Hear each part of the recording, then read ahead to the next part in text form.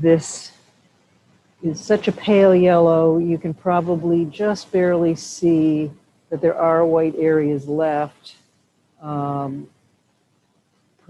in her clothing, as I just said. The drum heads are still exposed. This drum head is going slightly off camera. Since we're going to be working primarily on the woman today, I wanted to be a little bit zoomed in so that we can see the woman herself. This is Erica Falls. This painting is of her. So let me just dive in. So you may recall the other day that before I did that first wash, I did a color study. And this portion here is the color study for this painting, where I was primarily testing getting the right set of colors for her flesh tone. So you can see this region here is primarily focused on that. And it was combinations of a variety of greens, from rich green gold, olive green, and sap green, all Daniel Smith, and Daniel Smith's quinacridone rose was how these blends were made. Now, I also had tested Viridian. I didn't feel like any of these colors were going to be useful, except perhaps in shadow areas. I might want to have some of this really nice deep, I'm not sure what to call it. It's a kind of in the violet range, but a very muted violet, which was a lot of the quinacridone rose and a little bit of the Viridian. So those are the colors I'll be using today for her flesh tones. The actual reference photo is this one, but I'm not going to do the lighting from this photo where everything was on the pink and coral end of the spectrum. So lots of coral colors on the drum heads. Some of that might retain, but I think we're going more towards purely the colors that are available from this more limited palette. And I'm using this reference material while I'm doing her skin, which I just probably put out of your view. Let's see, maybe I can put it, I guess I could put it here. Maybe too small for you to actually see. I'm going to keep my test sheet near me to make sure to kind of reinforce what color blends I'm going to be using today. And let's see. Since my brushes are sort of teetering on the edge here, likely to overflow if I keep grabbing them from over there. I think I'm going to just pull out a couple of brushes that I think I'll be using, put them over here. I don't think I want this long-handled brush today. I'm just going to actually take that out of the options. All right, and since I'm going to be starting in her face, I always kind of like to start with the face and see if I can get that right before I jump into other areas. So I want to start with some of the darker colors on her face.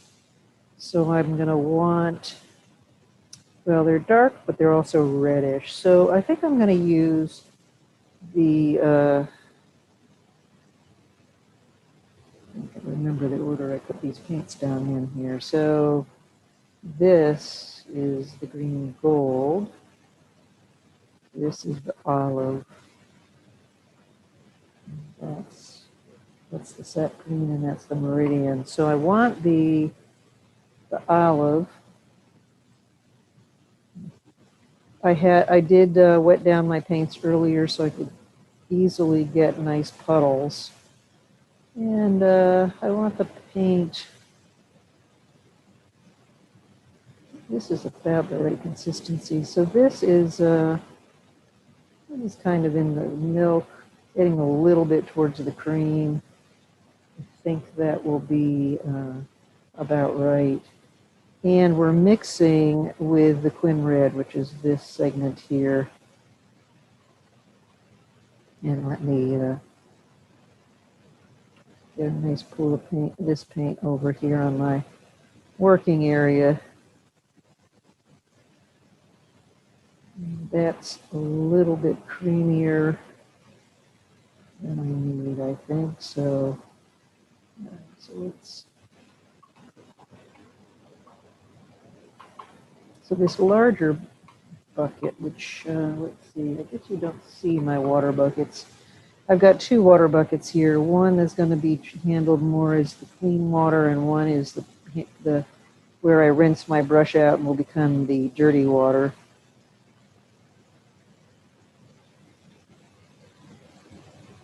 And I think that's a pretty good reddish brown that I want to start with.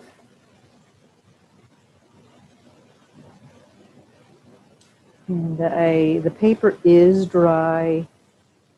Now I am going to flip the paper over just for a minute here so that I can look at where I want the lights and darks. So I'm going to start along the edge of her hairline. And if it turns out this is a little darker than I need, I can always add more water and make it a little thinner.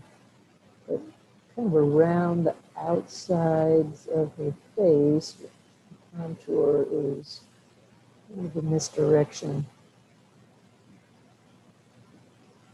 And there's a darker part of the cheek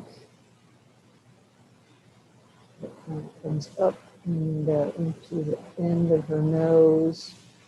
So I'm just kind of following the darks here at the moment. There's going to be more blending. There's going to be some dilution going on now. Actually, around her eye is pretty dark. I'm actually just going to go ahead and kind of get that basic eye shape in there. I can also do it on the other side. She often, when she's singing, has her eyes closed, and I had debated as I drew her face on my paper. There's a lot of shadow under her lips, so I'm going to reinforce that idea. And then we go down into a really dark area. Now, before that has a chance to dry, I'm going to get a little bit lighter blend. And start blending that in her face.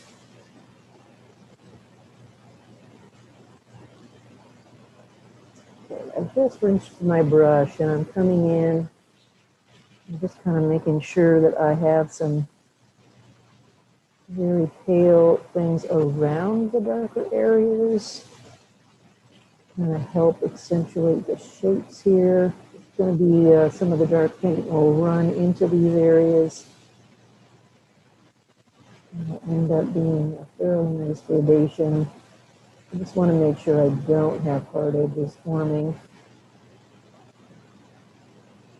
This will have to be a little darker than what I'm doing right now. Have a little bit more paint back in the brush.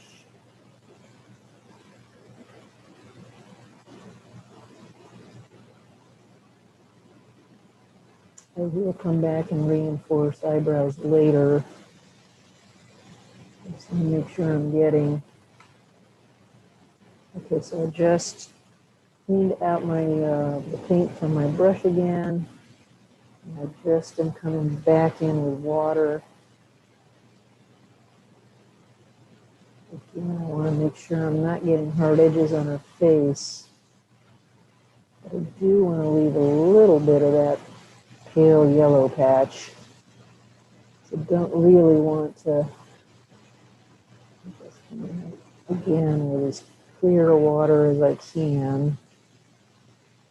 So I'm getting water and then I'm dabbing my brush on my towel to dry it out quite a bit because I don't really want to blossom, but I want to keep that as close to the yellow color that we currently have. And similarly on her nose,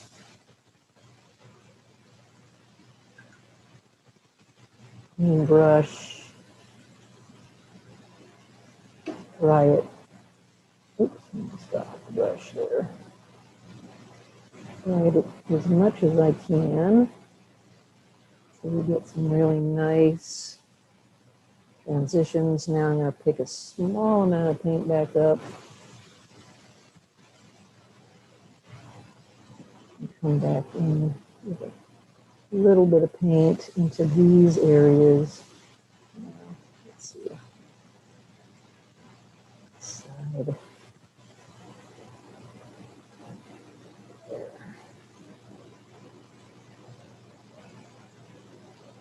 Now once that dries, I also want to wet along the edge, outer edge. My brush is, I hit it with water and then I dry it on my towel.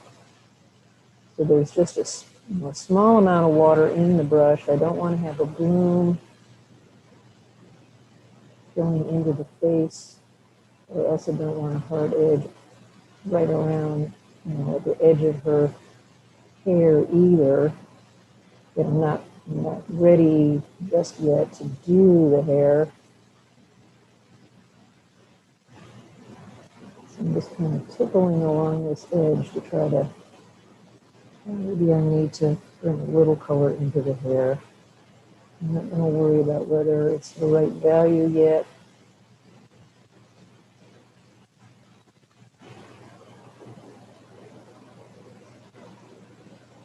I don't have a lot of paint out here because I'm going to worry about getting the hair done properly later. I'm coming all the way down here, wetting the hair area so that as I come in and do this very dark shadow under her, that's caused by her hair sticking out in the light. It's masking the light from getting onto her shirt, and therefore it's going to be a very dark towards the purple end of the spectrum. Okay, now while I'm talking here, of course, this edge is drying. Again, I really don't want this to be a super hard edge going into her hair.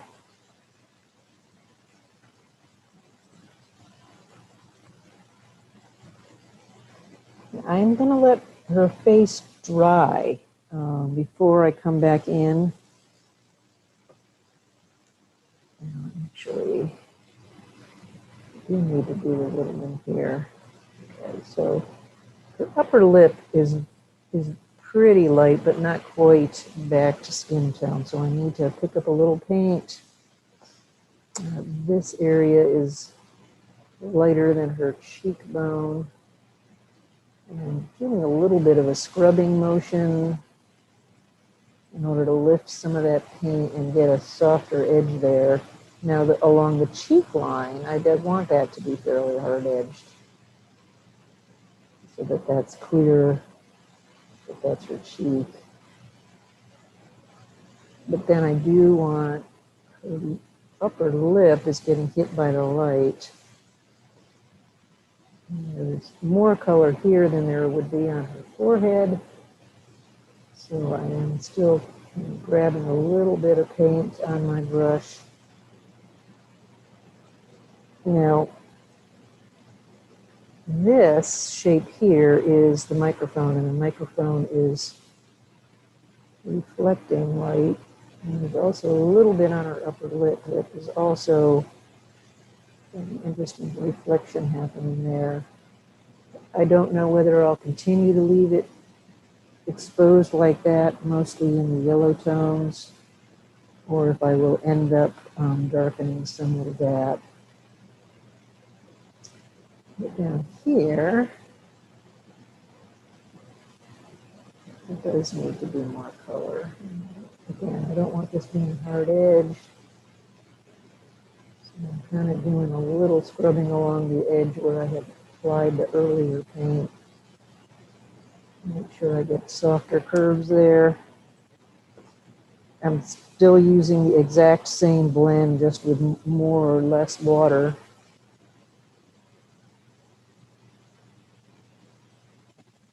There's also a reflection on her lower lip, but since I don't have her lip up to quite as dark as it needs to be, I'm coming in with a little more paint there and coming down around the microphone. I did get a smidgen on the microphone reflection I want to get off, so let me wet this. And before there can be any staining, I want to get it, there we go, it's off the microphone. I'm going to now let this area dry. It's not 100% correct yet in terms of shape, but it's a little too wet for me to effectively make the contours correct.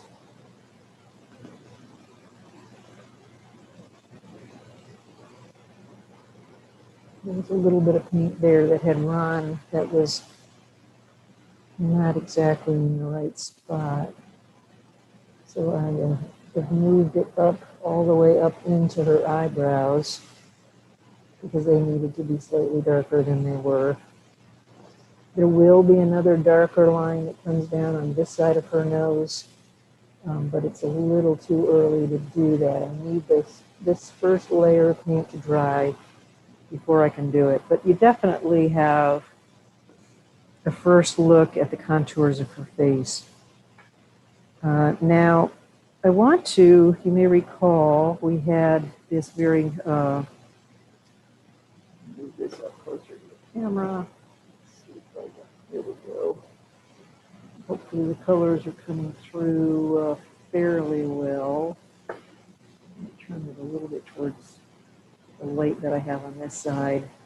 And this color, it's kind of a slightly brownish purple. Hopefully the camera's picking up that color properly. And I'm going to make that blend, which was with the Viridian. So I'm going to get some of the Viridian out here. So a little more water on my brush. I didn't apparently spray that one quite as much as I did the other color. So let me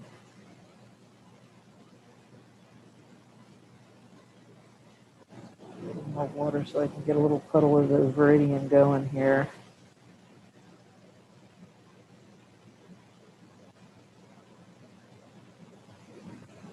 And just little splashes of this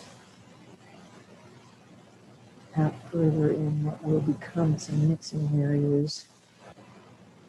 So I dab those off the palette so I have a little bit more control of what's going on. Now let's pull some of this in again. Now, because these are complements, this is a complement to the quinacridone red. You can see I got a really nice gray there, but we don't want gray right now. We're looking more towards the purple end. So I bring in a little more of the quinacridone red. Now that's pretty close to what I want. So you can see there's only really quite a small amount of the Viridian in here. And although I'm going to come back over this shadow area with some more, slightly more ruddy colors, a little more red in them later, I do want to use this, and I will definitely have to do that on her neck. I'll need to bring in a lot more of the browns. Now the shadow on her hair, so I keep referring back to this painting for the shadow shapes, actually comes all the way up there now.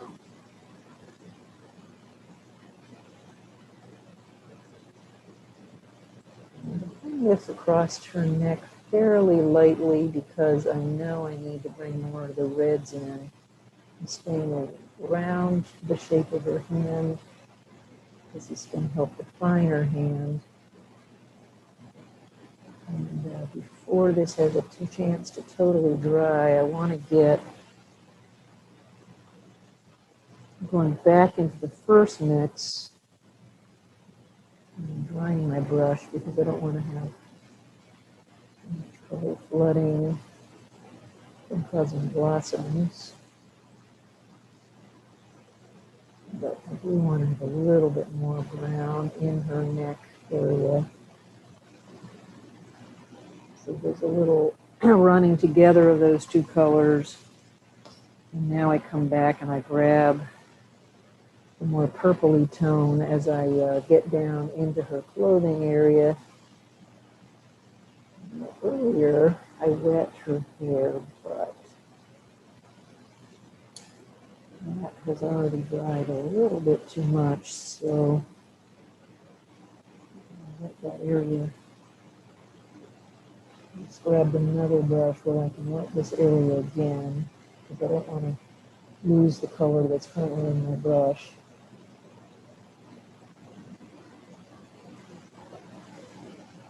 Get that wet so that this color will actually run up into her hair. It's kind of the underside of her hair has a lot of that same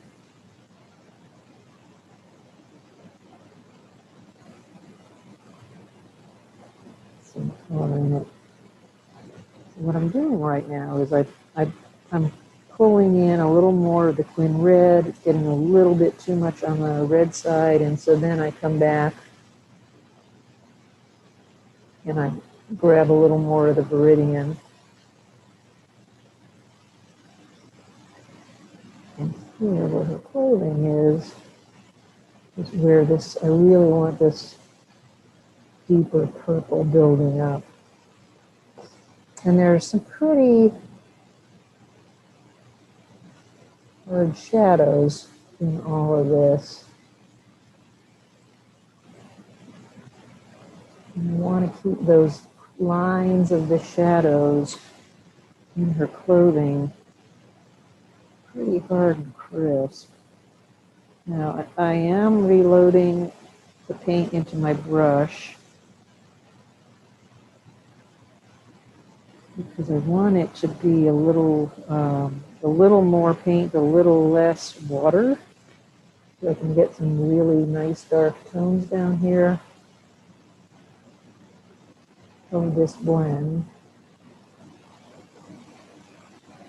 Now, even though I have wet her hair intentionally so we get a little bleeding up into it,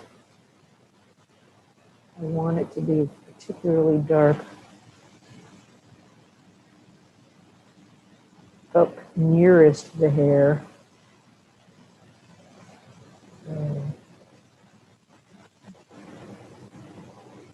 I got just about the right amount of paint in my brush for those darker areas.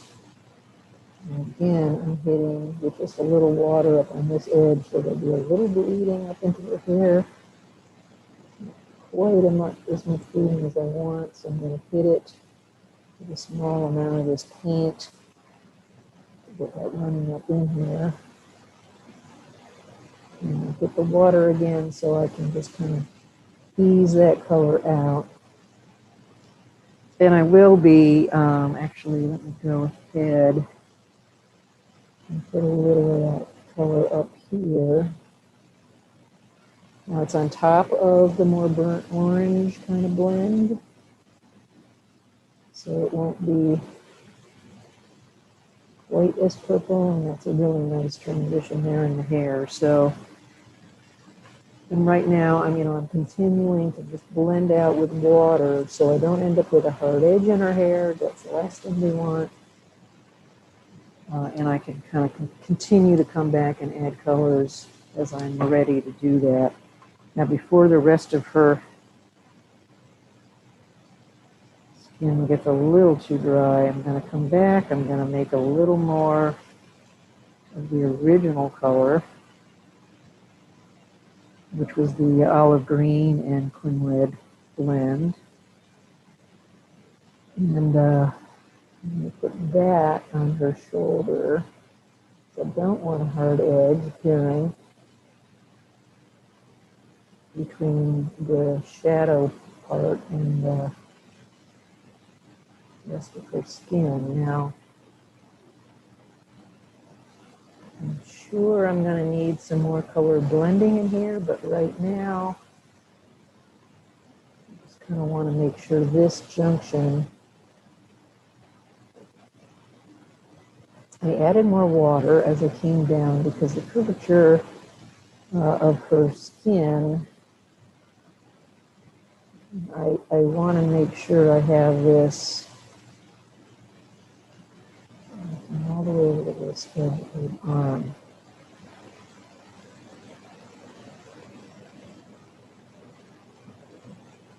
And the color of her skin is, it's getting more and more lit as we continue out towards this area where there's a lot of reflection on her arm. So I've got just a very, very pale blend in the T range that I'm pulling out to be along the edge of the area that's going to be all the way to the white. Because I want to make sure that there's a really soft edge there that's blending to this paler version of her color tone along the edge of the white area,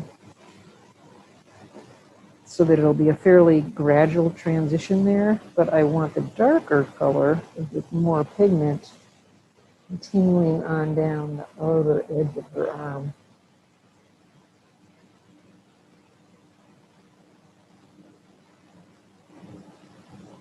Now, as I put this down, it's hitting that light edge that I just did, and some of it is bleeding out, and that's a good thing. Now I rinse my brush, I dry it on my towel a little bit, and then I can come up along in here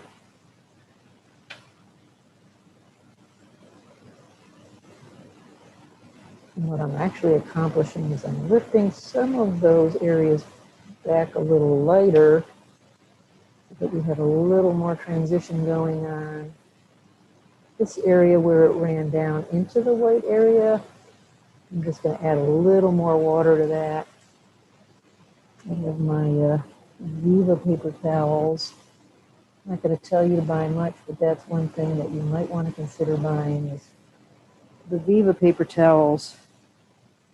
Don't have any textures on them. Most paper towels have a lot of texture. These are very smooth. It feels like there's a lot of cloth content in these paper towels, which is probably how they also have a lot of absorbency.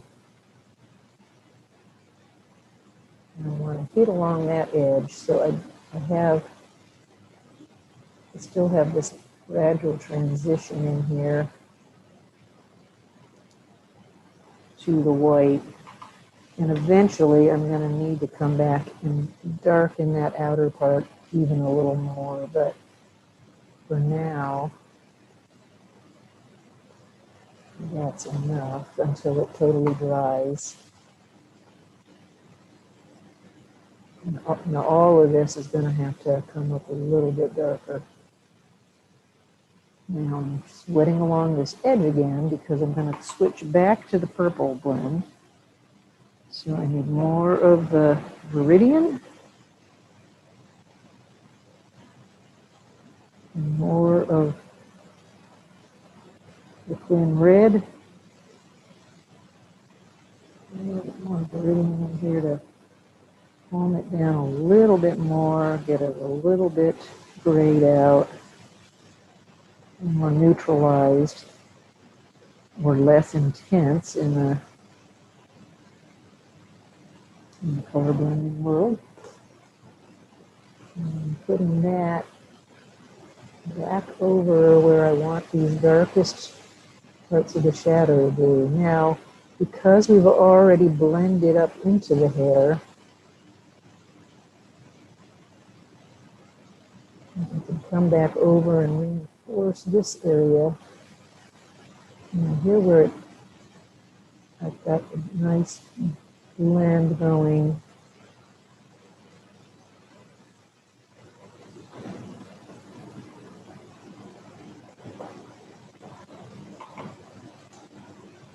Now, I just wet my brush again, and I'm coming back and doing what I refer to as tickling along the edge of her hair so that we get some of that color running up in there. There's no hard edge. And now my goal was to kind of complete this shadow. I am going to come back eventually and put some of the skin color with that green gold blend back over here, but I want this purple underpainting before I do that, because I've done enough of these that I know that purple's going to cause a really nice dark transition area. Now, again, I cleaned my brush. I touched it on my paper, so there's a little less water in this edge. And I'm tickling along the edge, so some of that eases out into her arm. It's a distinct edge, but it's not quite as hard edge. And now I'm coming down here and re-wetting along this edge, because I also know the lower part of her arm has a lot of this same dark shadow in it. So now I'm putting the purpley blend on top of where I already had done flesh tone. It's already pretty dry. There's a little bit of color blending going on here, which is fine. We've only got three colors in this blend. So here we had the olive green mixed with the quinacridone red. For that color, I'm bringing a little bit of the quinacridone red with Viridian color over it. And there's a little tiny bit of those two color blends mixing there.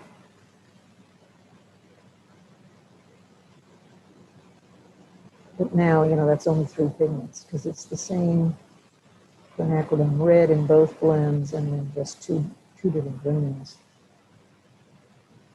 So now I'm going over an area that only has the palest amount of that first blend with the olive green in it, and it's dry, so there's really not much mixing going on.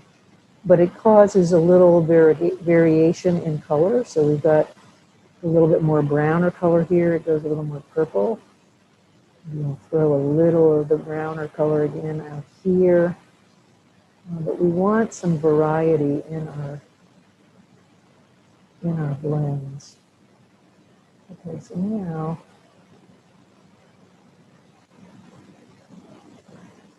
I'm kind of studying the area around where the thumb pokes out. Because I want to make sure I don't make her thumb too fat. I'm beginning to run a little bit out of this purple paint, and that's a good thing, because Actually, this is an area where I'd like to go back and add a little bit more of that warmer flesh tone in here. I'm going to add that on top of what I just put down. And because this is a richer color, it's really going to stand out. It's still going to have a little more muting because of the purple color under it.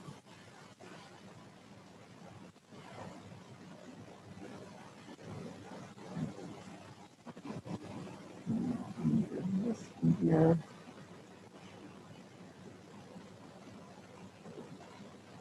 I want to bring a little of this purple back in.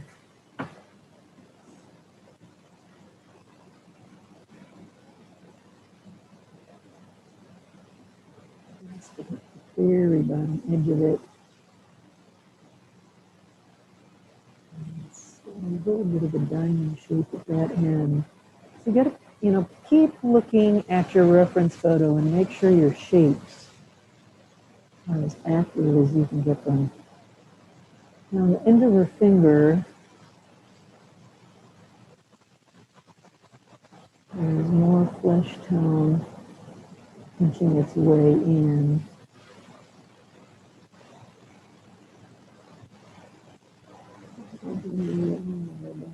Here. The effect of the light on the end of the finger is a little bit less intense. All right, now this area is actually a little bit below where her finger is. And I'm wetting that in hopes that I can lift a little bit of that color out. I don't really need to get it out because I'm going to be coming in with some gray background colors over this, but the reason I'm doing this is to try to remind myself when I come in with the gray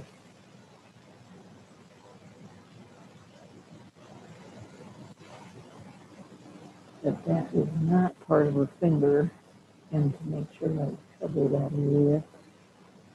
Now in the photograph, there was another mic stand that was kind of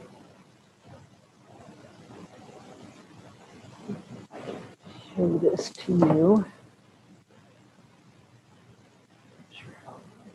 So, yeah, I think you can see it. So there's another mic stand coming out here, and here's the stand that's reflecting some color, and then the mic is coming up here. Well, the drummer is sitting here, and the drummer who is off page, this is his mic, and I don't want that because it looks like, if I was to paint this in the painting and I don't have that man, it would look like for some reason she has this strange appendage that's kind of continuing out across the page. And I don't want that confusion going on. So I have not included that mic stand in my drawing. So here's a spot where you want to do conscious editing and make sure that just because it's in the photo does not mean it needs to be in your painting. And in fact, it will just add confusion in your painting. So I'm not sure if I think I had a line that probably was extending down about where that microphone was coming out, and it was really not part of her hand. You've got to keep the anatomy in mind and make sure that, despite what your pencil mark may say, do what makes sense for the anatomy and not necessarily what your photo is telling you.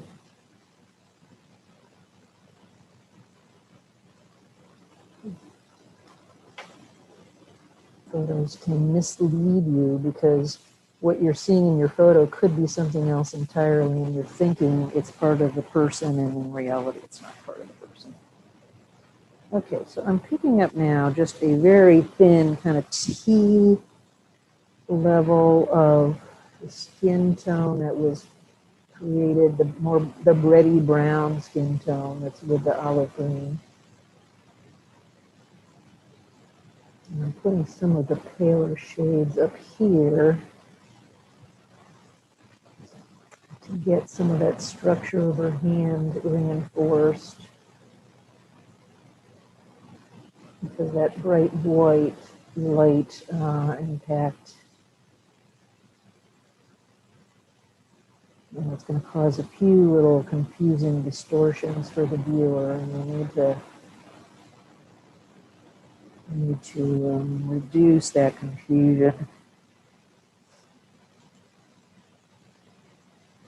Here's a little bit of the shape of the thumb that comes in.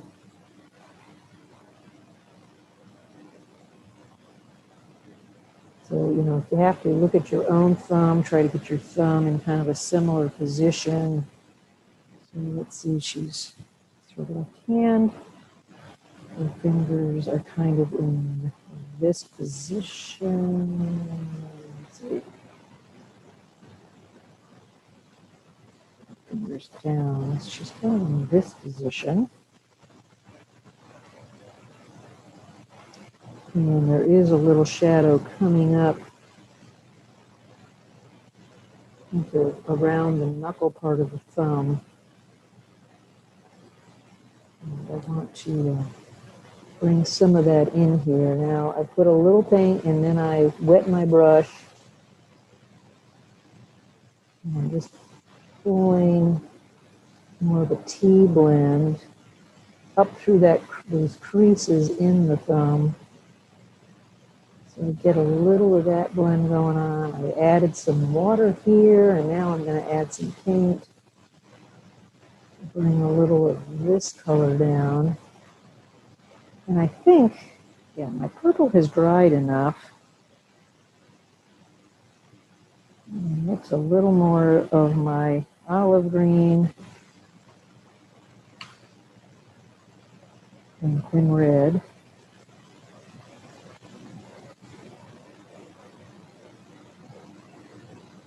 And you two will get this fast at mixing your colors.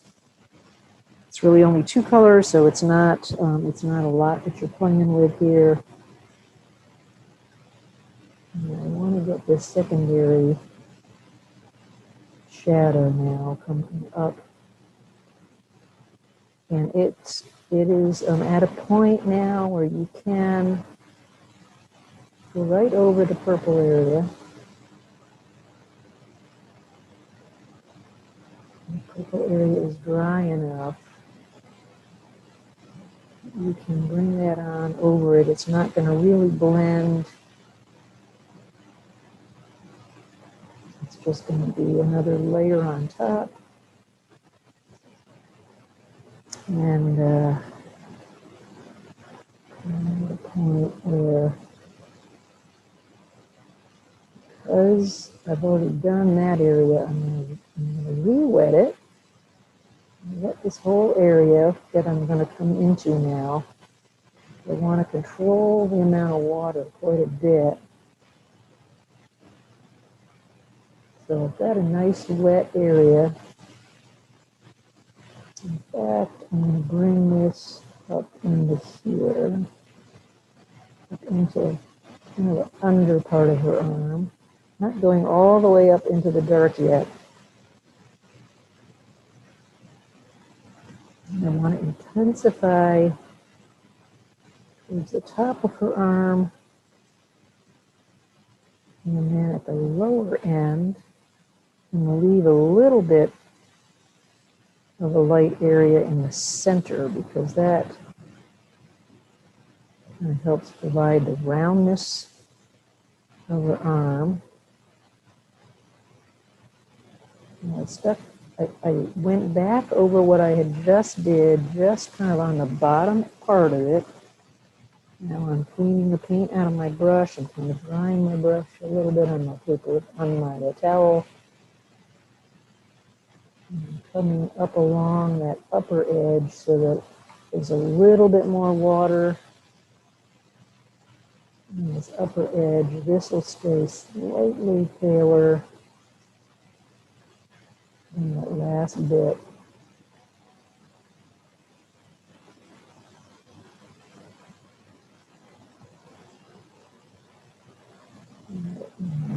little more purple on this lower part of her thumb. Because you need to have that curvature where, you know, the lower part of the thumb is in the shadow because it's it's turned under.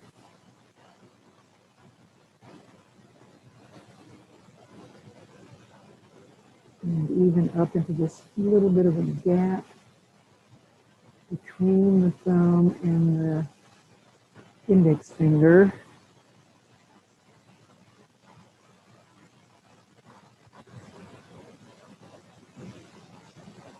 And there's a little shadow in there, so I wanted to reinforce that shadow.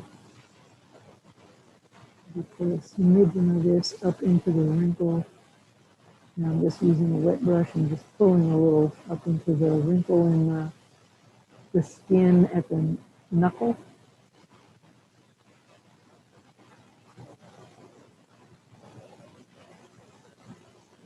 And then this area of the thumb needs a little bit more of that purple as well. Kind of get the shape of the thumb in there. And then here, after this, a little bit more of the purple coming up into that shadow area.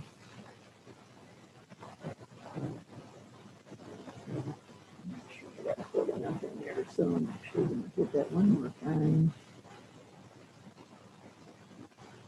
And I'm going to pull it out.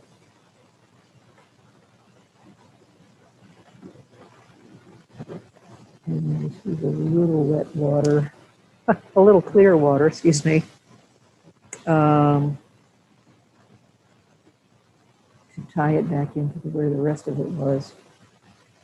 Okay, now, I had started to say, let me get the other brush again, this has dried out a little bit too much again while I was doing all of that, so I'm going to re-wet this area again very gently. I'm going to lift any of the paint that's there. And now with the other brush where I've got some of the olive green and red blend, and a little of that up into this shadow area. Now, you know, I don't see that in this photo, but I just want to avoid people being confused. Okay, that area is fairly dry, which is okay. And tease a little of this up in this area, but not bring it up into the hairs yet. And I am just barely touching the paper with my brush. It's a very soft brush. It's not wet in this area. I don't want to lift anything that's here. I'm just trying to add a very, very thin wash. Kind of tea blend of paint. In other words, a lot of water with just a little pigment. Just enough. Add a little tint there. Now, her neck has gotten a little too light as it's dried. I'm going to bring another a little bit stronger dose of her flesh tone, which is the olive green blend, up into her neck.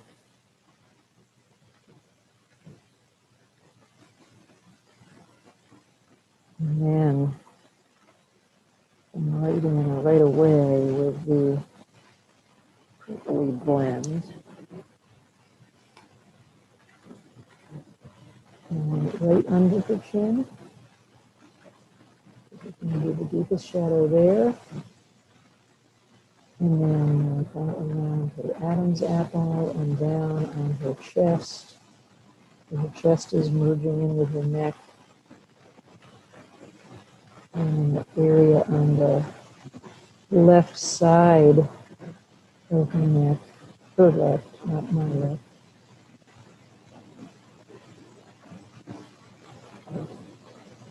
so that we have a darker area here that's more purple, that's around the curve of her neck.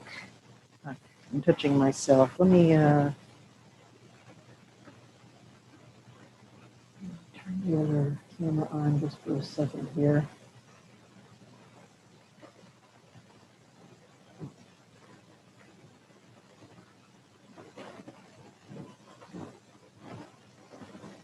Okay, so on the left side of her neck, over, I'm trying to figure out, how do I point this out to you without getting my hand? Okay, so here on the left side, as it's going around to the side of the neck, in her hair, you got to remember her hair is in a big, large afro with casting a lot of shadow on her neck. So around this side of her neck is a lot of shadow, and that is where I just, it's really hard to look. I got to do this. Yeah, okay, here we go. I got to stop thinking about what I have to do in the camera. I keep looking at the camera and getting myself confused. Okay, so along this edge of her neck is what's going around and is in the shadow under her hair. And so that's what's very purple. The front of her neck, I'm making more of the more browny, reddish blend of the olive green along with the quinacridone red. Quinacridone red. I'm not sure if I've been saying rose. Rose and red are kind of the same color. Quinacridone red across the front of the neck with some of the purple transitioning. There's a little at her Adam's apple where there's a hole there.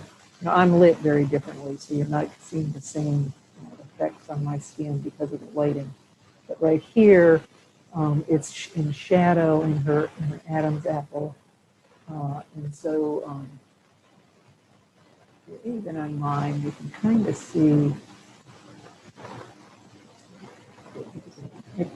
of see that there's this shadow with the lighting that I'm in, shadow that comes here and runs down along my vocal cord, crosses over kind of at the Adam's apple. And then about here, it's crossing over this little shadow here, and continuing down to the down over to the right. Man, I have a hard time looking in a mirror and doing this right. So here's the bottom of this shadow. It comes up here, and then it continues over to my left. So on her, the lighting is very different. The lighting is not from the side, and so it's from the top. And we're seeing instead this whole area being somewhat darker, this is below the chin, and then going very dark at the Adam's apple, then being a little bit lighter again, and then darker down here where the neck, her neck then kind of ends, and the beginning of the curvature of the chest is happening. And that's also a very dark transition area. Not sure I'm ever going to get used to being able to do this backwards in the camera. Okay, so now we are back here on her. And so here is the bottom of her chin. Here we're coming, this is the shadow under her chin. We come a little lighter, we come out from under that shadow. And there's a slightly darker area in her Adam's apple. We're still lighter over here, going to a darker shadow of the purple. And then when down here, we've started transitioning to her beginning of her chest sticking out, and it's getting more shadow from her hair at this point. So, phew, I hope that made sense.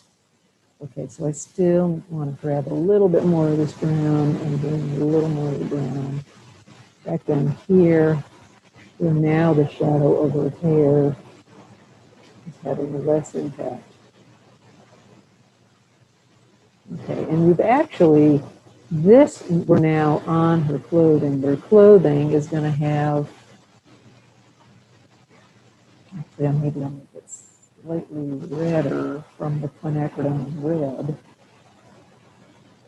where the clothing is. So it's now her clothing, not her skin. That's catching still a little of the shadow from her hair. Whereas over here, we're now, this is back to her skin. So this color is now slightly different than that color. And I think that'll be clearer.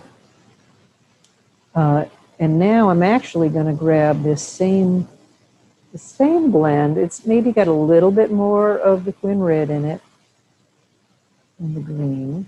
So I've pulled a little bit more Quin Red in. And this part of her clothing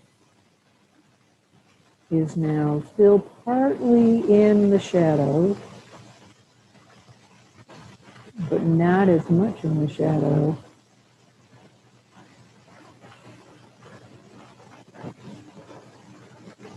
And so I'm going to bring this color in. I think that may be a little bit too light. When all is said and done, I'll probably have to come back over that. I do actually want to get a little bit more of the slightly more green blend right here in this curvature.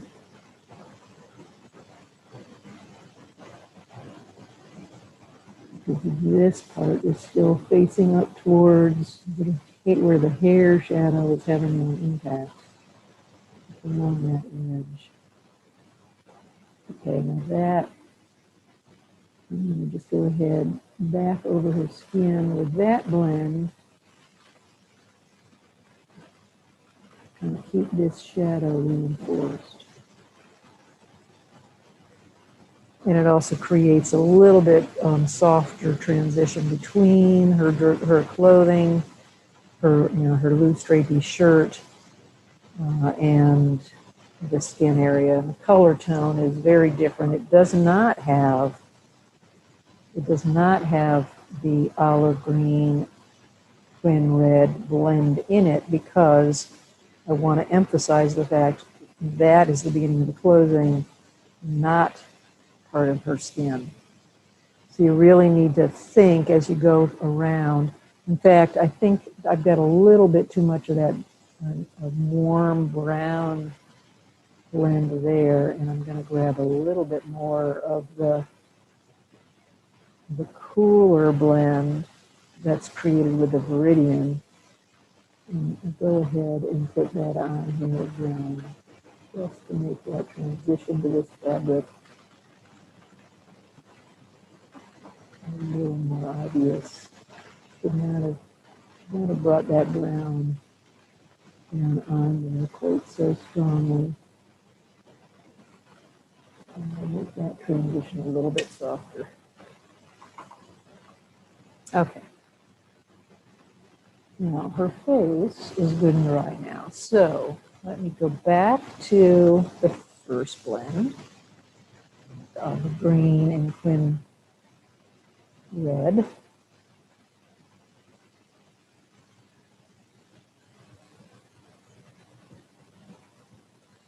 Now I have, this Quin Red is getting fairly dry.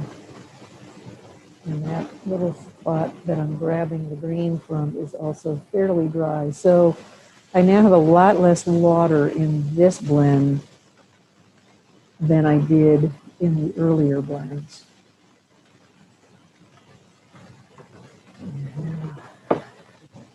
I'm just going to make sure.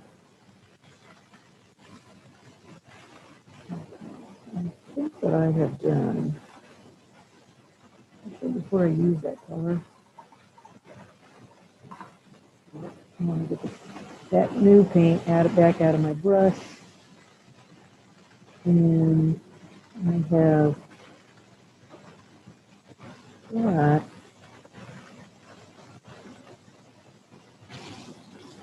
rewetting this area, because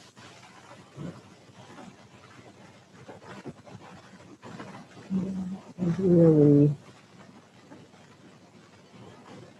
her base plane. It's just barely beginning to go under the curve. This is under her lip.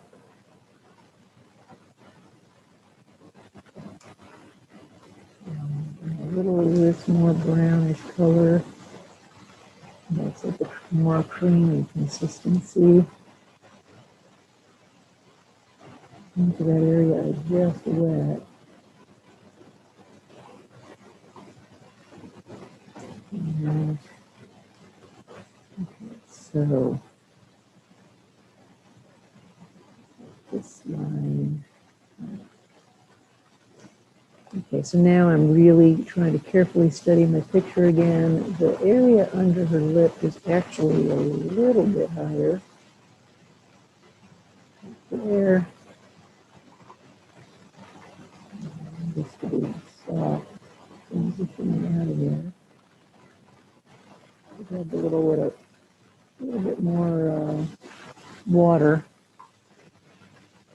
Transition that.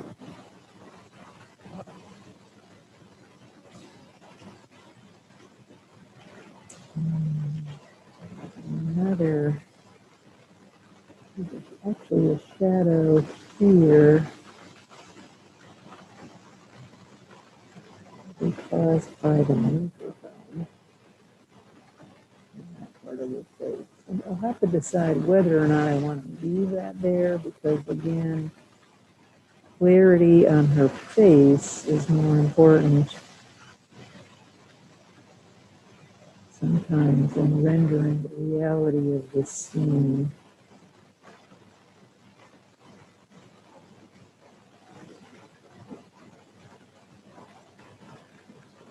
A little more shadow on that side of her face, but I'm still trying to make sure this light area, this little triangle on her cheek plane. I touched my cheek, but I don't have a camera on myself right now, so I'm not sure I did that.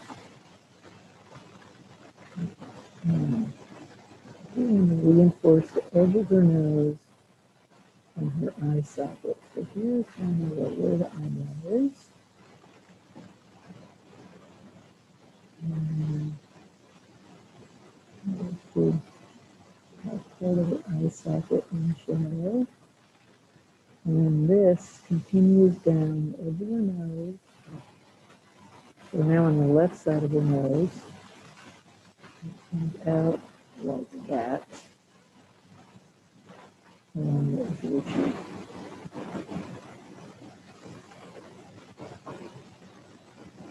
Now the edge, actually, right here is down.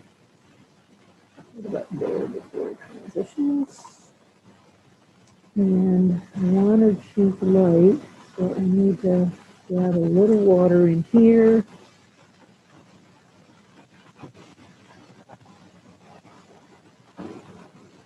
And dab with my paper towel so that I dried that out, and so I've got a soft edge on the, this is her left side, right? So on the left side of, along the left side of her cheek plane, where it joins up with the angular part of her nose from the edge of her nose.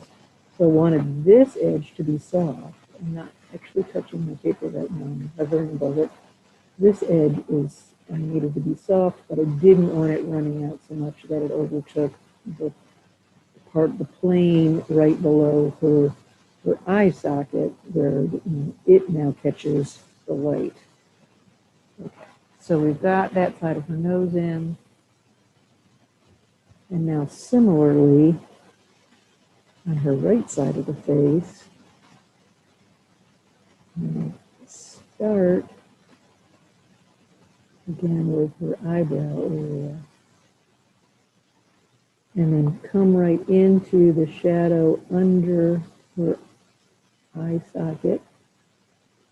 And in her eye socket. Now this comes across, partway across the nose, but not all the way across. It's not like it's joining with the shadow on the left. There's still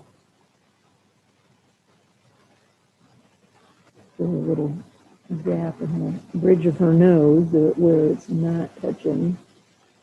We don't want those two lines joining and making it look like a unibrow or something.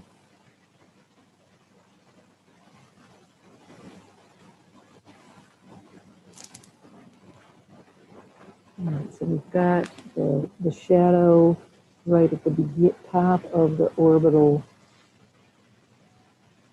structure on the face, and then her.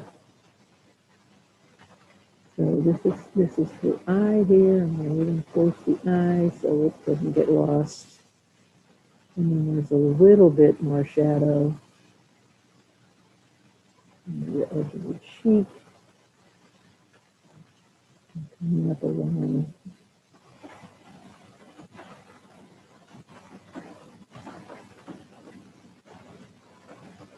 The edge of the nose.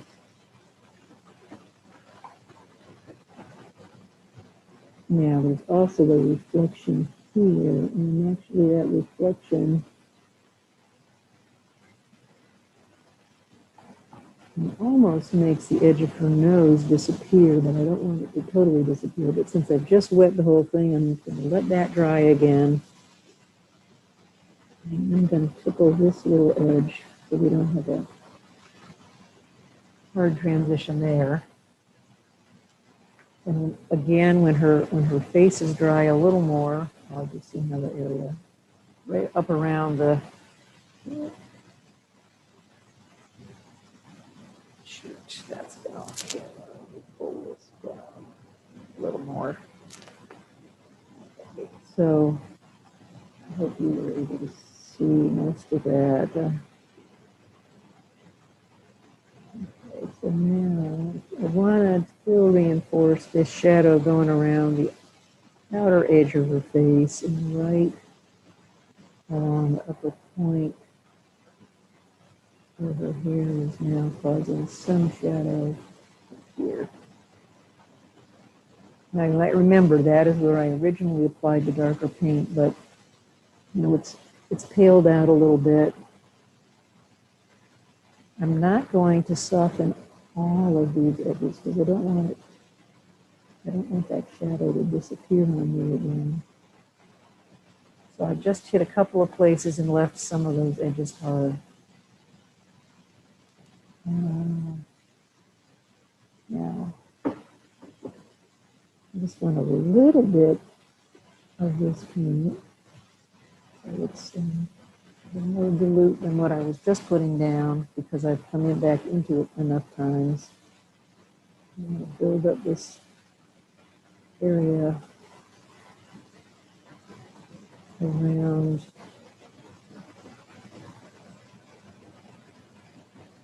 so this so that right above your lip you have a little indent. It's below your nose and above your lip. I am going to darken her upper lip a little more, even though it shows in the photograph, it looks like it almost disappears there, but I don't want her lip totally disappearing. I want her lip to be understandable. I'm going to put a little shadow from the mic there, and her lower lip. Just build a little bit more structure of her lips than I think I'm seeing in the photo.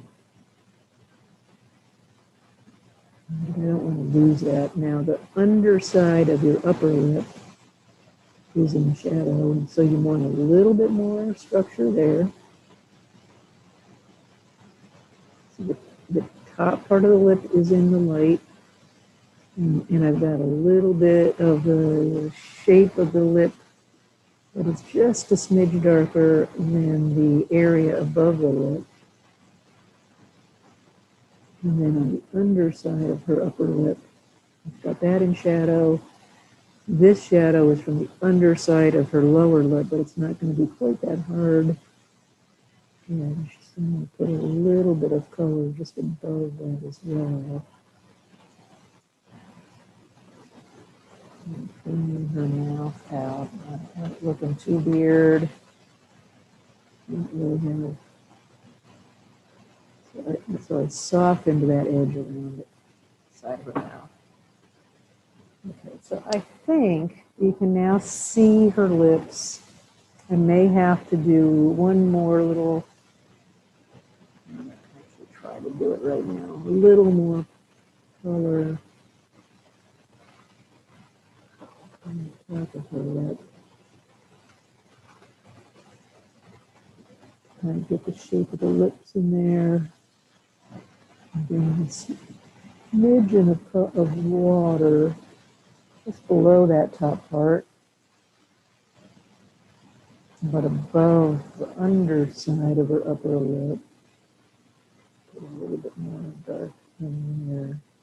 But then you don't really want to have the point of the mouth coming out into a hard edge point. It just won't look natural. So I'm intentionally not really joining the color from the lower lip to the upper lip, and I'm kind of just leaving a little clear the gap there, and that will end up looking a lot more natural.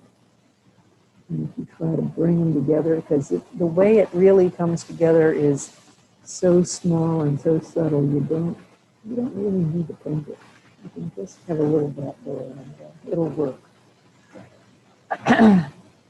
Now I'm going to grab just a tiny bit more of the purple blend, this shadow under the lower lip.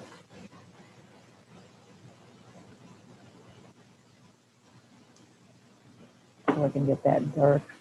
So that is now, oh dear, you've been looking at me this whole time. I never transitioned back. Okay, so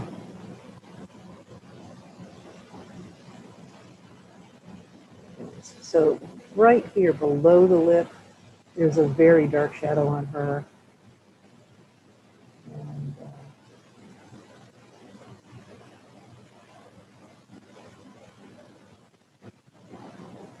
And that is what I just put in right here. And I'm sort of wondering if I should have zoomed in a little closer on her face while I was doing all this. You probably can't see it quite as well as you should. The wrong camera showing. So I'm going to try. Here. I'm going to try to zoom in.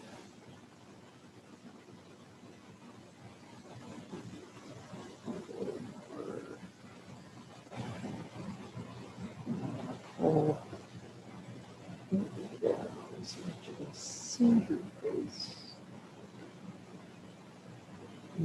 It's a little better. And actually, I think what I'm going to do next, I need to do this, move this carefully so I don't lose my palette. Okay, so I'm going to work a little more on her hair. She's got very big, voluminous hair.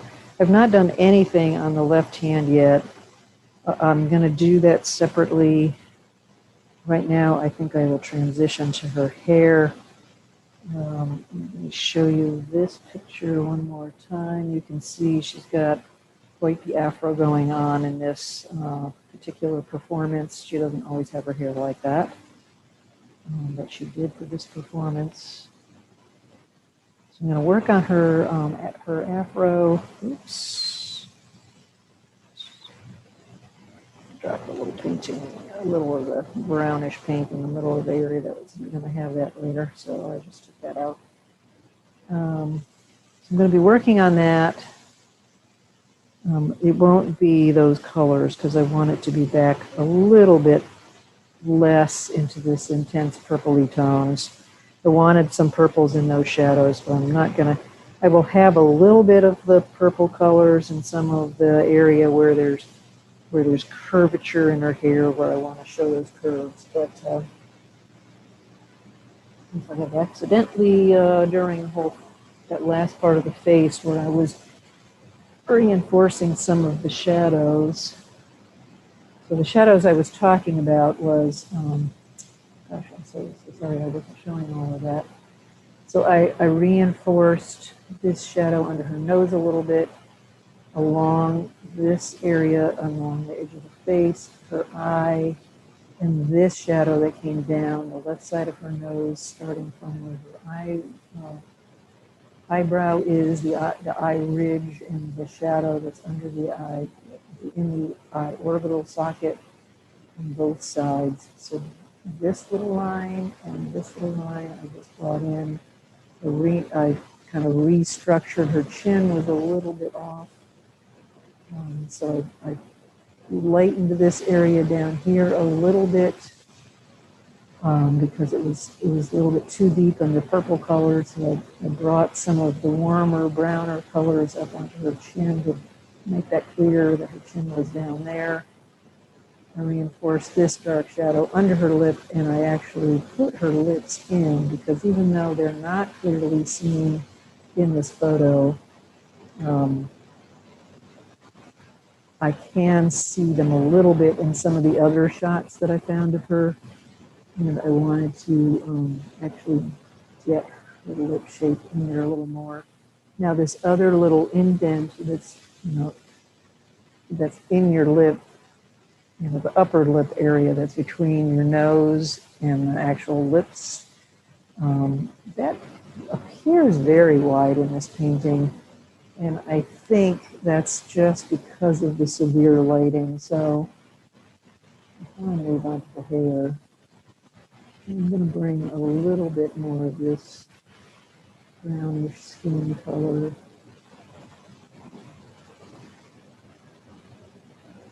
on that edge. So there's a smaller, that was a very subtle change. I'll have to see when it dries if it was enough. But it has left a much smaller little diamond shape above her mouth in that upper lip structure. There's a name for that, but I don't know what it is off the top of my head. I do feel as though I need to put a little bit more of the purple tone right under her nose there, just to get the shadow under the nose a little bit further.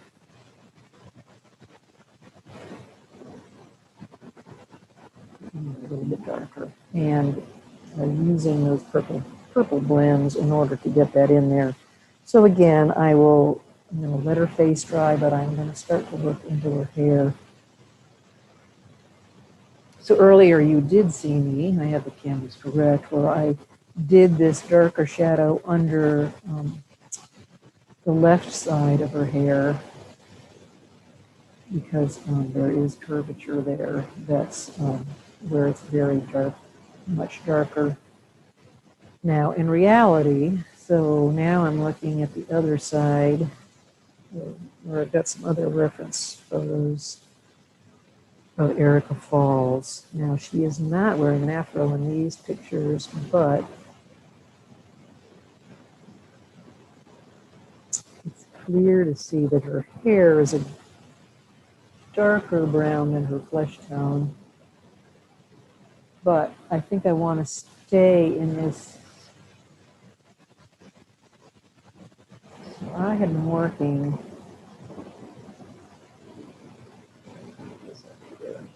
I have been working on her face all using the olive green blend. I think I might need to move over into the sap green blend. These are a little bit less red browns, just so that her hair, and I will still be using some of this blend here of the Viridian with the twin rose or twin red. So I think I want to move to the sap green, and the sap green is right here on my palette. Get a little bit larger pool of that going.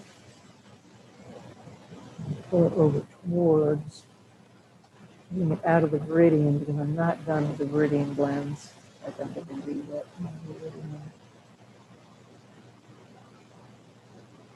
The Viridian doesn't seem to be quite as, doesn't soften quite as easily as those other two greens that I've been using. The sap and the olive green, they seem to not dry quite as hard. I have a little bit harder time getting the Viridian to loosen up here. And here is phthalo green. I'd rather stick to the Viridian green. It's a very, very, very close on the color palette, but it's not quite as staining as the phthalo. So I'm sticking with using the Viridian. Okay, so now that I have my sap green pool,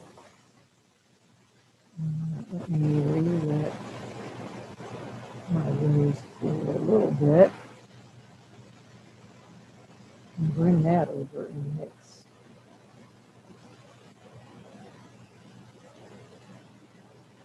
In this case, I want to mix a little bit more green into it and get it up to a little bit browner blend that's not quite as bright as what we used on the skin. So it's a little bit different. And actually, let me pick up a little bit thicker version of the red so that I can get a little bit more creamy blend rather than a milky blend. So a lot more pigment, and a lot more pigment and less water. Okay, now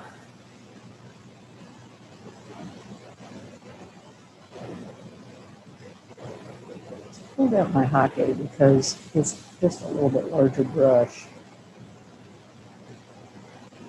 and I am leaving the paper damp. I don't want it to be totally wet.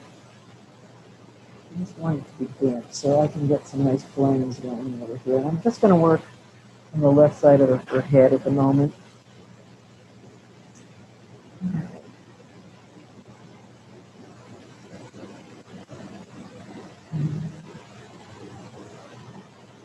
I want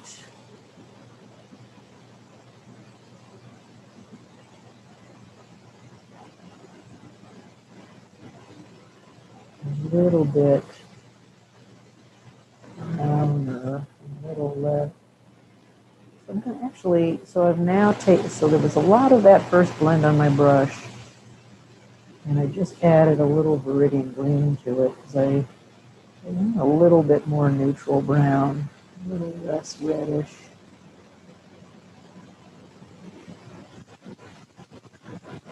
Just gonna totally sure I've got the color I want for her hair. I need still more of the Viridian.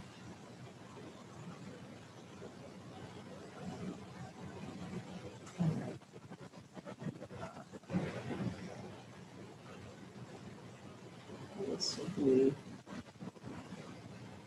a little closer. And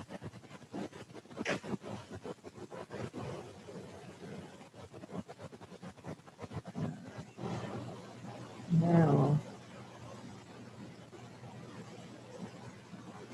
this is now the Viridian with the quinacridone red. A little bit darker blend. And there's kind of a lot of structure to her hair. It's in a darker shadowed area that kind of comes across these two areas. And I don't want to forget those structures. So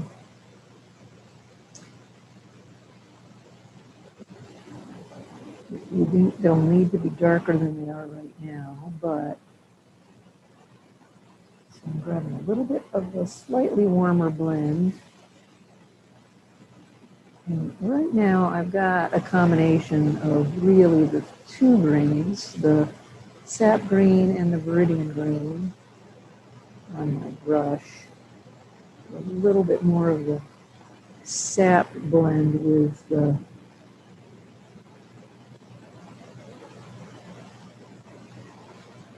and more water in it.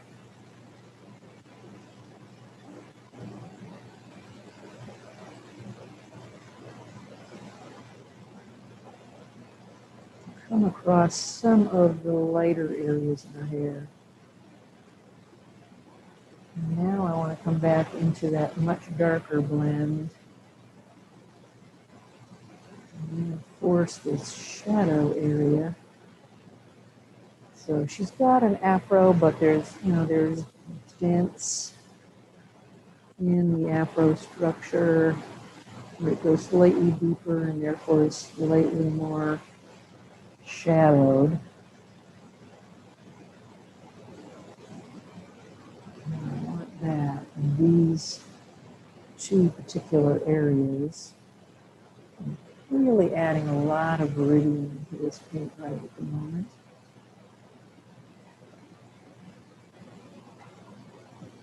Now I'm putting more water back into my brush because I kind of want to lift some of the paint that's down below this area.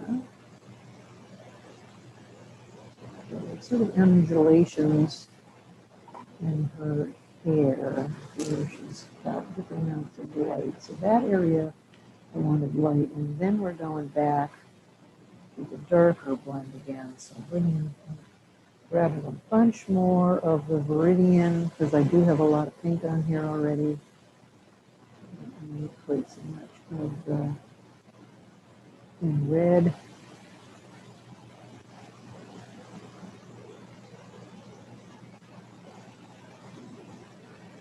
There's already a lot of thin red on the paper already. And down into this transition around the bottom edge of her hair.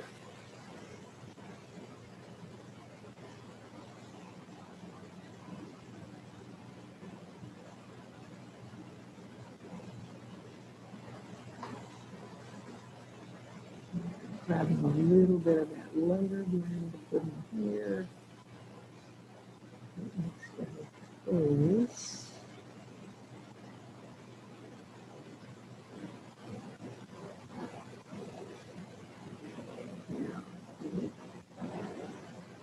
This will be a hard transition between the right and left side of her hair, so we'll get some of the right side coming in. It's a lot of light hitting that part on her head. Actually, show you this picture again. There's actually a light right behind her, which is what you're seeing in this shape that looks like it's behind her. So there's a circle on the outer edge of it, and then there's a little, like a 3-star shape in the center, and I have removed that from the painting because I don't want that light distracting. But I do want to have some of the color blends that or the value changes that I'm seeing due to that lighting. Even though I'm not going to put the light itself in the painting, I do want to have the impact of it on the painting. You know what I mean? The impact of the light being there, but I'm not going to have the light actually in the painting surface itself. Just because I certainly wouldn't have wanted it right behind her head.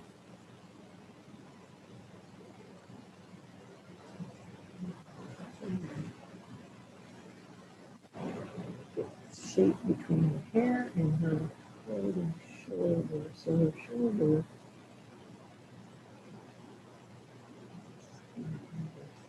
so hair is. I'm going to actually just use this same one blend on this side to start with. Make sure I go around the microphone structure. Measure hand structure.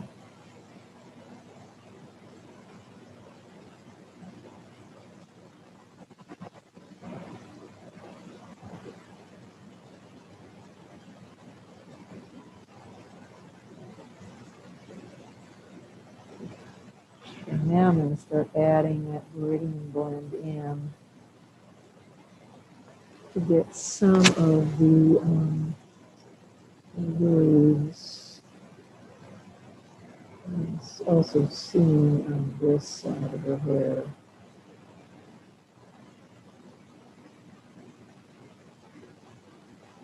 Now that's actually a little bit too green, so I got to come back with the blend that had a little more of the quin red in it. And don't be confused by my going back and forth between quin red and quin rose. If you look at those two tubes and you look at the pigment in those two colors, they're actually the same. And I'm not sure if Aaron Smith changed the name partway down in the process, or if they're just slightly different mixtures, amount of dilution versus some Arabic and other products in the paint. And therefore, in their minds, they're very different paints. But when I use them, I find I have the same impact. I don't remember now when I loaded up my palette whether I used the quin rose or the quin red tube to do that, but my experience is they operate the same in that paintings. Okay, so what I'm doing right now is I've got a clean brush that's got a little bit of water in it, and I'm just coming along and touching on the edge of her skin and hair so that there's a softer line. It's not like there's some hard edge between her and her hair. So actually blend a little more of the green, it's the olive green and red.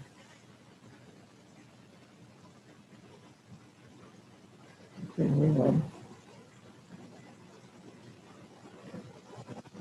So we can get the shadow reinforced in her skin and let that blend a little bit out into the hair.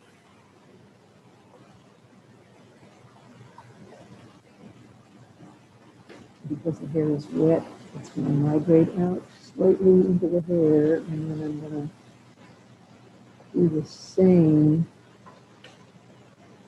clean but slightly, only very slightly wet brush. Keep it soft on her face side.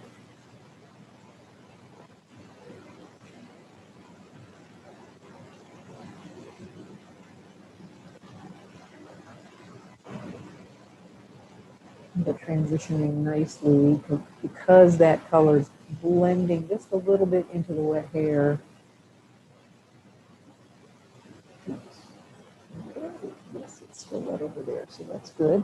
And I'm going to do the same thing on the left side of her face, reinforcing her skin tone just a little bit right along the edge between her skin and the hair. That color is going to disperse just a little bit into the wet hair. And then I will use my mostly dry brush to soften the inner edge on her face. And I do want actually to pull it right into her eye so we don't lose her eyes. You notice I'm not doing anything worrying about retaining the white of her eye. You typically don't want to worry about that. And in her case, when she's singing, she often closes her eyes and is singing. So she's like internal at the moment, and she has her eyes closed, and you just see her eyelashes sticking out.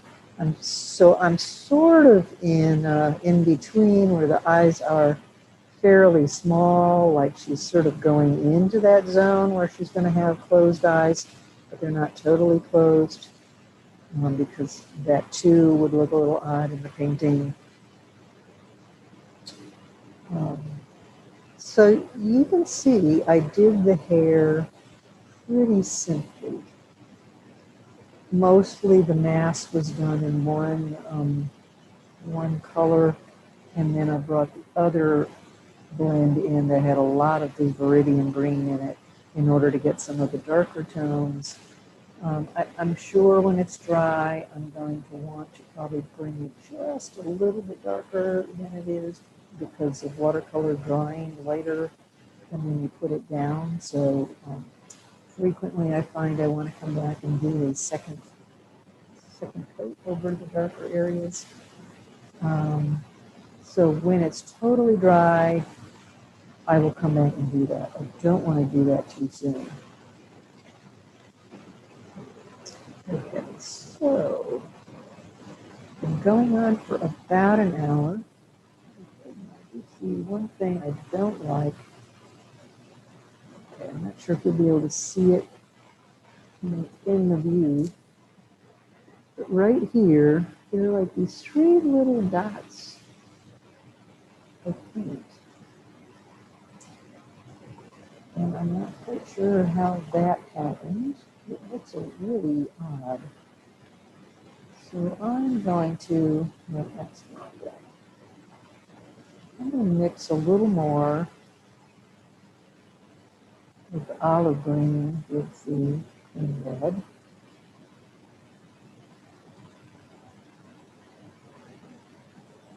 I also have on standby the viridian green. Is the red.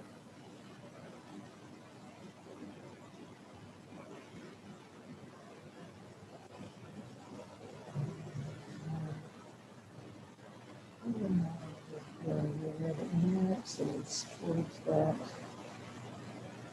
And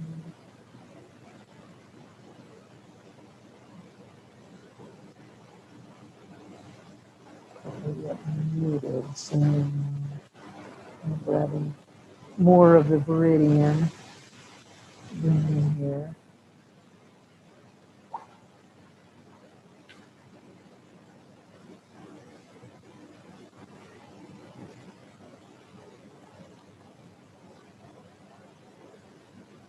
So that was two colors ready now.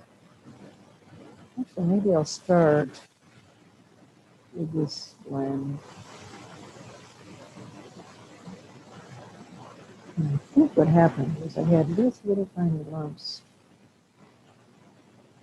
in the paint. So I did a little bit of a scrubbing on that area. Gently mix those little lumps in.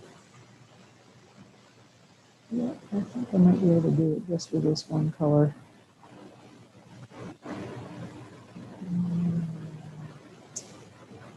Yeah, let's put a little of this in here too. So I'm just kind of dabbing with this color and letting it blend on its own.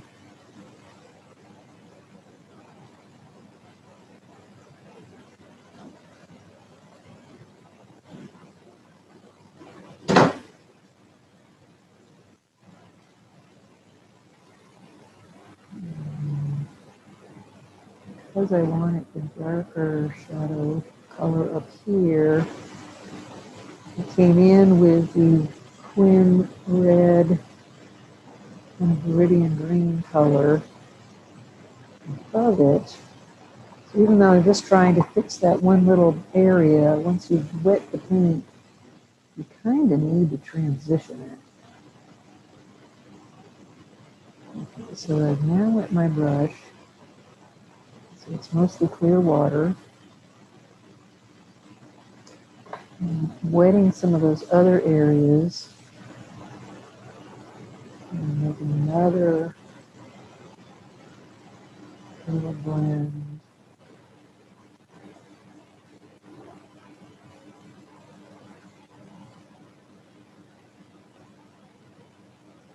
With the Quin red and green. Tap a little bit into those other dark areas.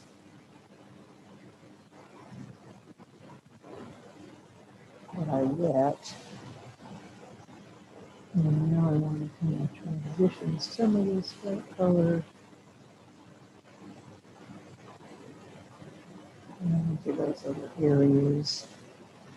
It's kind of it mostly stayed off of her neck itself, but I need to pull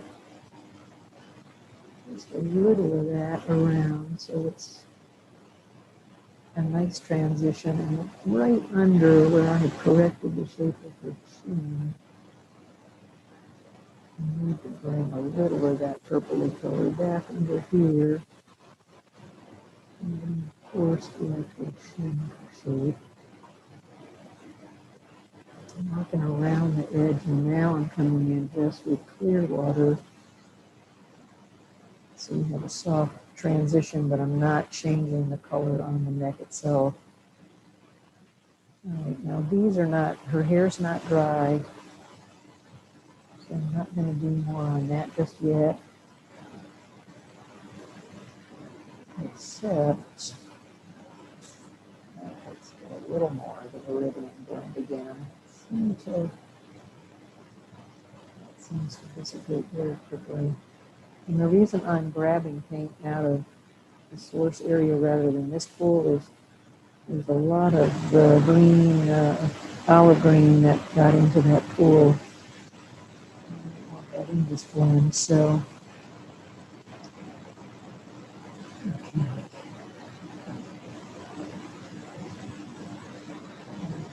It's still a little, let's see what's going on. Okay.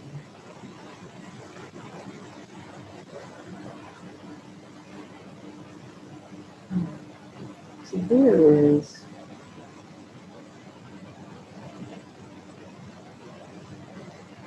I use this shadow color to get the shadows structure on the mic. So I want there to be some continuity in the colors that I use in the shadows. I'm using this purple, and then actually it's probably a wire in this mic, so it makes sense that there's a wire coming off of here, but there's some shadow. This is also her hair. There's some shadow coming down from the microphone into the hair. So let me go back and grab the hair blend. It's really come down all the way to her shoulder. And here I have myself convinced it was not, this was not a hair down here, but it is. I'm going to get that blended in. I'm trying to stay slightly away from that shadow on the microphone. So the microphone I want to keep distinct. I need to make sure it's not all the way right up to her hand.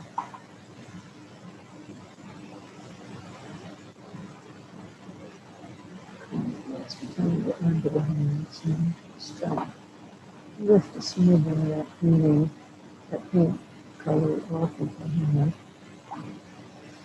And I need to get a little bit of this lavender color down here in her hair. There's a little shadow of the microphone.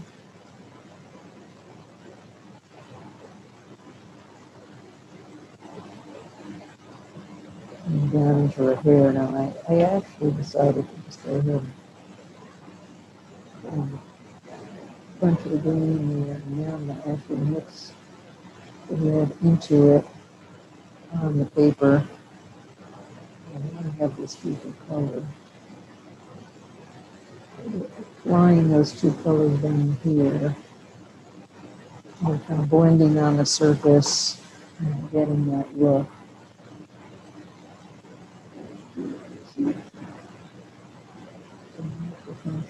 Clean, so I just trying to remove some of that blend. I can't go in and dab with my paper towel because the paint's also wet right now. I will just end up lifting the paint off, and that I don't want to do. No. Here on the left side of her head, my right side, as I look at her, is dry enough.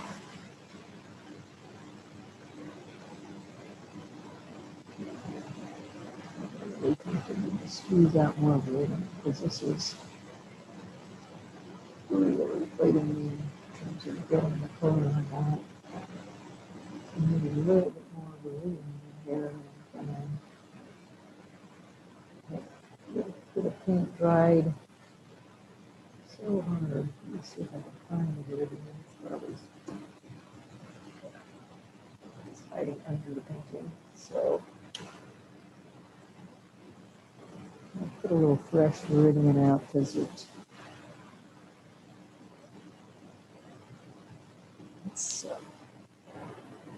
just not rehydrating very well. So just go a little faster and get some fresh paint. Okay, now I've got a nice chunk. Clean my brush fairly well. So I can come and grab more of this red paint.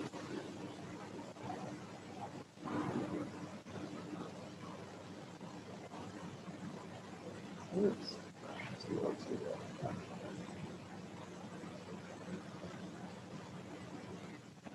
Little there.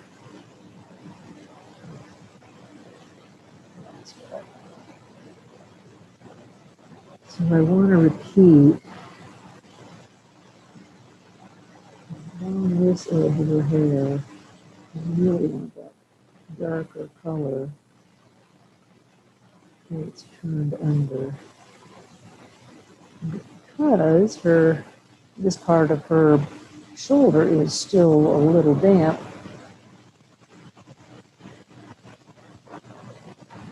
I don't really need to re-wet this area, but I do want to re-wet her face just a tad. So you get a gentle blend there. And then come back. Second coat of the lighter color. I do have quite a bit of water in my paint in that particular blend on purpose. And that, the darker green, purple, Viridian green and purple blend. And I grab that softer paint. I got a kind of a little bit of a lump of the green.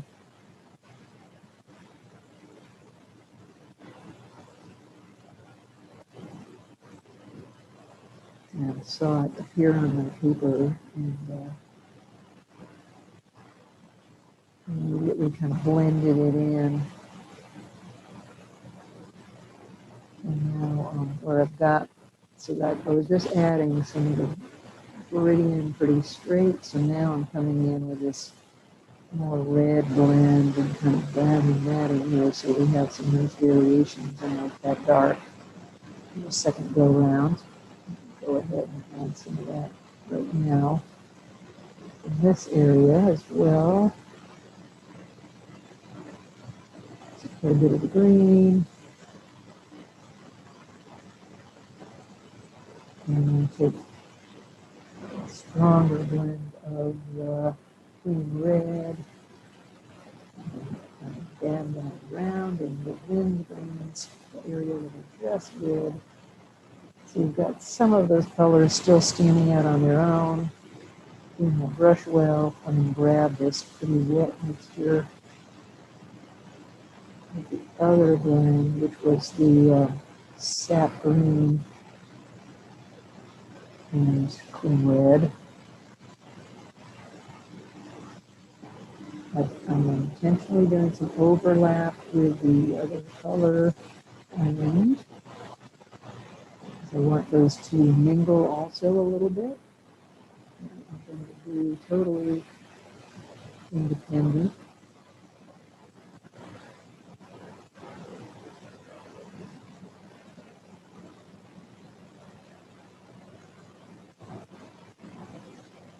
And I'm going to grab a little more water.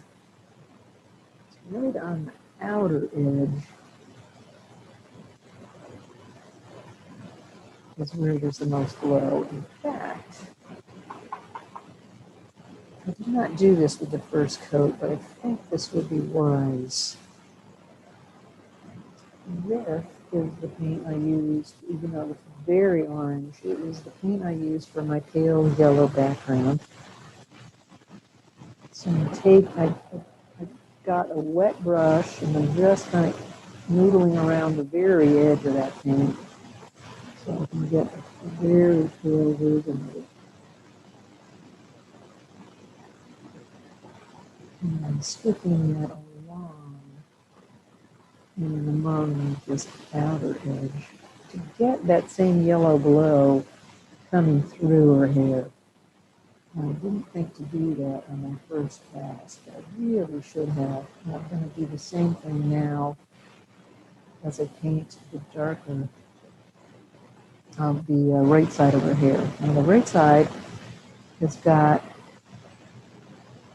just a small amount. I just have the Viridian right now. Small amount of the dark.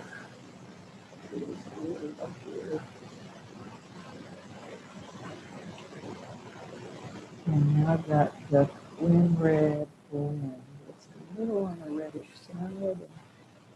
You can mingle that with the green. Some of it's going to blend on its own. And most of them will just do whatever it's going to do on the palette. Now, it's a little bit more of this sap green and red blend.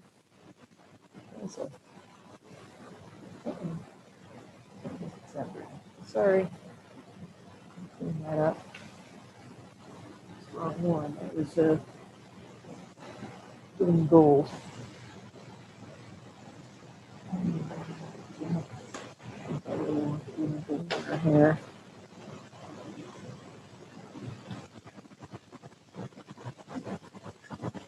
Now that is a very stinging paint, and so I really want to get that off. Let's try this again. So not the green gold. We want the sap green. There's the sap green. And here's the quinacridone red / quinacridone rose. Now we put that in the lighter areas over here. And a little of that back down here.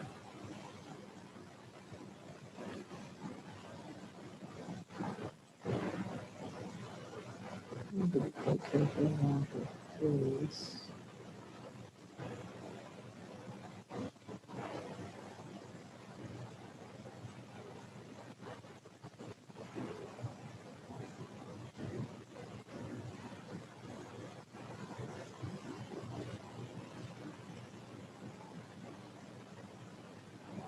Now, get a little bit.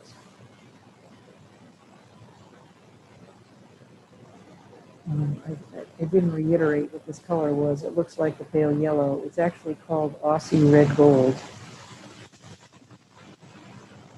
And I have some of that Aussie Red Gold. There's a lot of gold in it.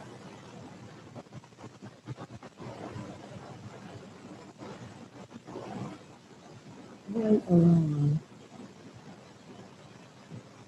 the edge of her hair where it's thinnest and picking up a lot of the impact from the light. There. So okay, I'm quite happy with that.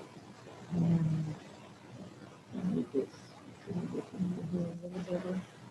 I picked up a little bit of that sap green blend again.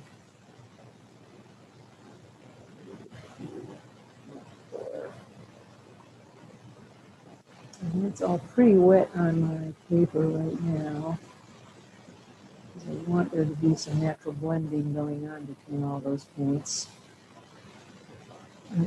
So my job is to put the paint on the paper as gently as I can, and then let the paint kind of intermingle on the paper and do the heavy lifting. Let the paint do the lifting.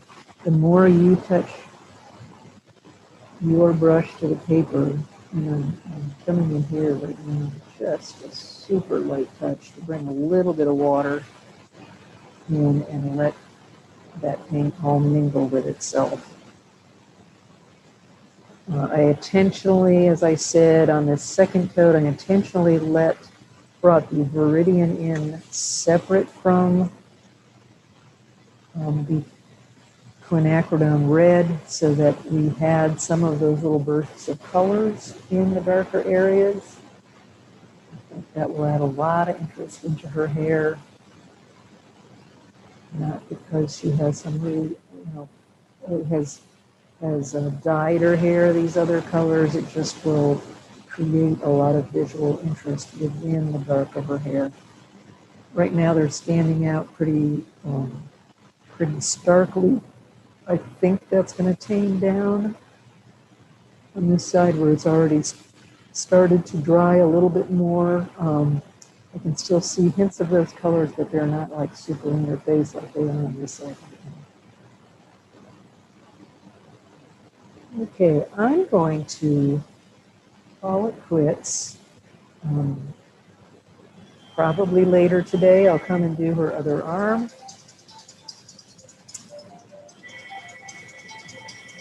I'm just going to let the phone finish ringing, and then I'll continue talking.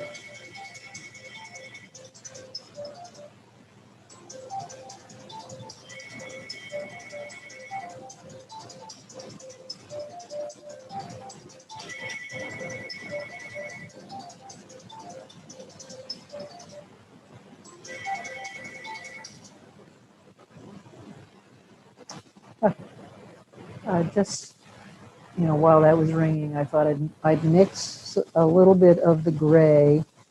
So you may recall that the Viridian and the phthalo green are pretty much pure complements of the quinacridone red.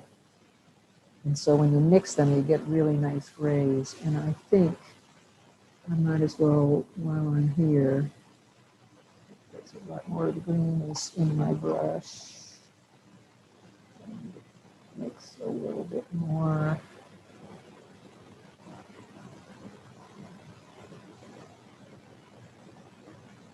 And we'll get to the nice, pretty much, in this case, it's almost equal parts of these two colors.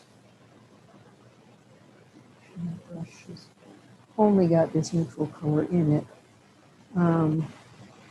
Go ahead and finish this microphone with fingers.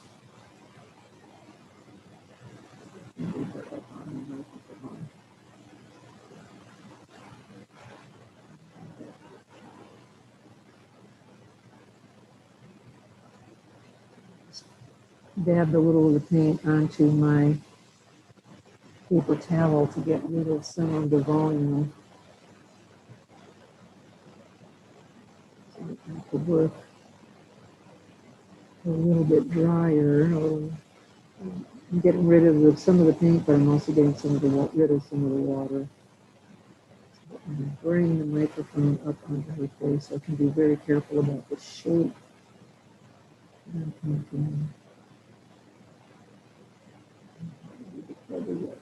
Area with the neutral brown.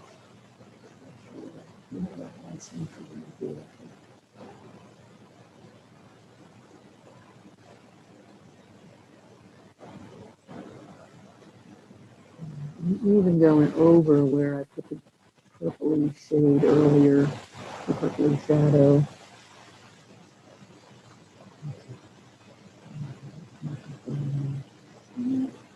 The right shape, but also I'm trying to figure out how her hand, actually her hand is coming across it.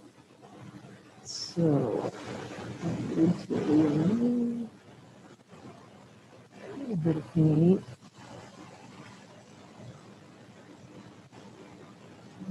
Fingers are coming across. So one finger. Don't pay attention to your drawing quite well enough.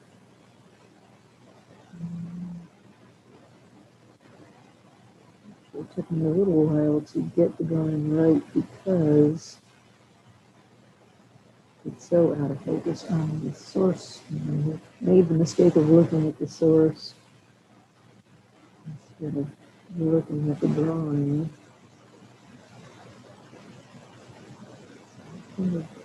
Kind of there. This is home.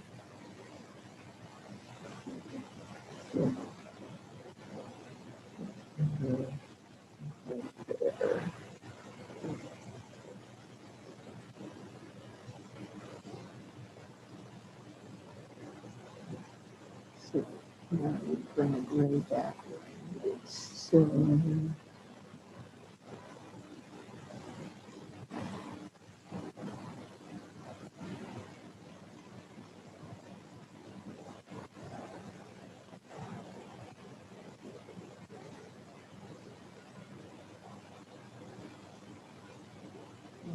it's very wet. I have to bring the color I need in and then dab to make sure I leave the finger placements. I'm sure, there's no probably about it. I'm sure I'm going to have to come back and then force the gray of the microphone once that's dry. Because I had covered up where the fingers were supposed to be, and I thought it was more important to get that off. And I'll come back and put that darker color back on the microphone to make it a lot clearer what's going on.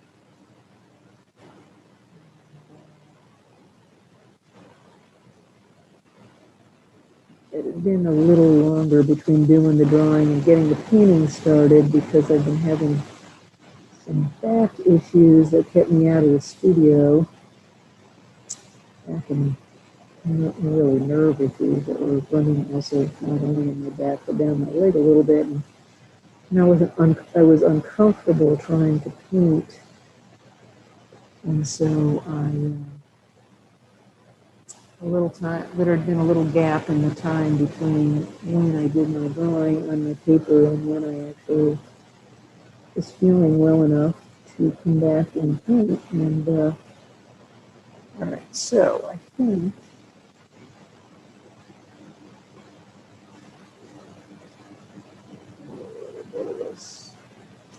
dry paper towel into a small piece so I can dab over accurately. And not really in her palm. And so I'll come back later and I will reinforce this gray to be darker. I'll do it around. So we've got a little tiny bit of this finger is is peeking over the edge of the microphone. And then there's a little more of the other finger that's coming over. And so I need to darken this area up a little bit again. And the other alternative is I'm going to leave the end back and I leave this lighter gray because I guess the microphone would have some lighter things going on too. So let's try that direction. So I'm going to actually lift a little more of the microphone color. So there's some reflection happening on the microphone as well. And then I'll just bring the darker shadow up on this side once it's dry. Right now, if I tried to put that paint in there right now, it's just going to run and negate what I just lifted off. Go run back all over her fingers. All right, so yeah, I'm just going to clean up my palette a little bit. I'm going to remove this kind of middle swatch where some of the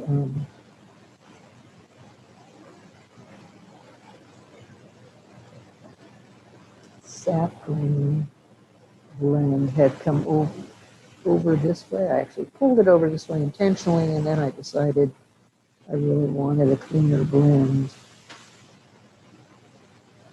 of the Viridian and red, and that bringing some of that brownie colors in there was distracting.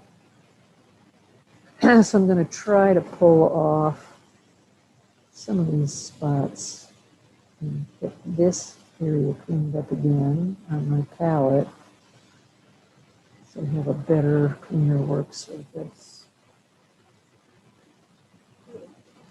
Clean piece of paper towel. Put a little more off so I've got a small piece and just do a little bit more. There we go.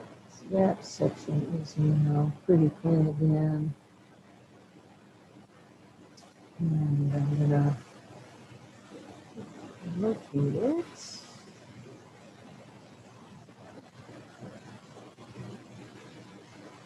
I have a sponge sitting around here. I didn't. I'll tell you what, I'm just going to take this paper towel,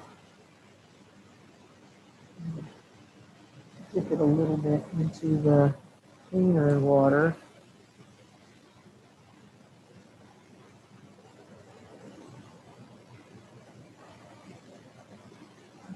So now I have a little bit of wet surface inside here, so when I put the cover on, it's going to have a little moisture to draw from, and it won't turn as hard as a rock while I take a break and have some lunch before I come back and work on her other arm. All right. This is been a little longer painting session than I would normally do on these videos, but I was kind of on a roll, which is what happens when I'm painting, and I was able to get a little bit more of her done, and I'm really happy that I have her face, I have her hair. Before I ramble on for too much longer, let me just call it quits, and thanks for tuning in.